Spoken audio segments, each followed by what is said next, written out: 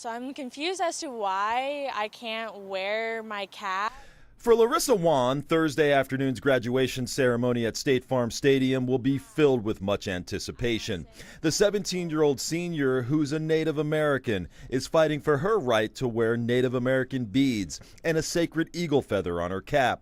It's something the Dysart Unified School District says they will not allow. I wouldn't necessarily say anxious, I do want to walk still. I want to be a part of my high school ceremony while being a part of my culture and representing my heritage and everything and being proud of it. But if they do say that I cannot walk, then I won't, and then we'll proceed on from there. The school district says if Juan tries to wear her decorated cap with the sacred Native American beads and eagle feather, they will confiscate it and offer her a cap with nothing on it. Larissa says she will not allow the district officials to take it. Because, like we said, we're already from South Dakota. I've grown up in Arizona, which means I'm very far from our traditions. And any way that I can be a part of it, I will. And to even stand up for it, I will. I contacted the school and asked them, what the policy was, if they had a written policy on it. They couldn't present me with a written policy about it.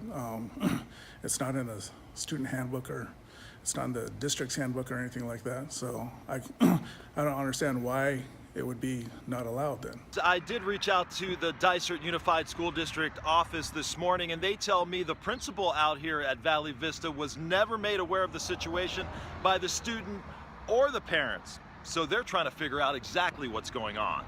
But Brian and Larissa say that isn't true. Brian says he had already asked the vice principal about their policy before 12 News ever reached out to the district for comment.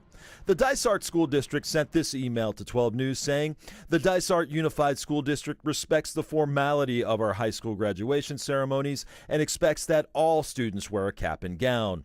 Only school-approved regalia, which is typically academic in nature, is allowed to adorn the gown.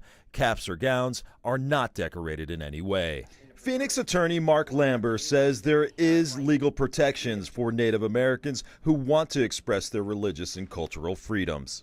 Yeah, there's something called the American Indian Religious Freedom Act, and that's a federal policy that says that in the United States it's important to protect and preserve Indian religious culture and Indian religious practices, and they talk about use and possession of sacred objects.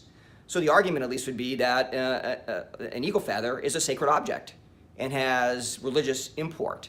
And in order to protect that, you need to allow the student to don that feather during the graduation. Lambert says a quick resolution legally is unlikely because cases like these take time to litigate. The more likely scenario is the school district makes an exception right before the ceremony, or they'll let the courts decide. So if you look around the country, there are a lot of states and a lot of cities that have allowed Native Americans to don an eagle feather during graduation. Now the ACLU Arizona is involved. The group sent a letter to the Dysart Unified School District saying in part, no student should have to choose between exercising her faith and attending her graduation ceremony. We respectfully request that you immediately allow Ms. Wan to participate in graduation while wearing her eagle feather and beadwork on her graduation cap, as required under Arizona's religious freedom law. Larissa Wan says her classmates have been showing their support for her fight. She says many plan to decorate their caps in a show of solidarity to her cultural and religious beliefs, something she says makes her feel the fight is worth it.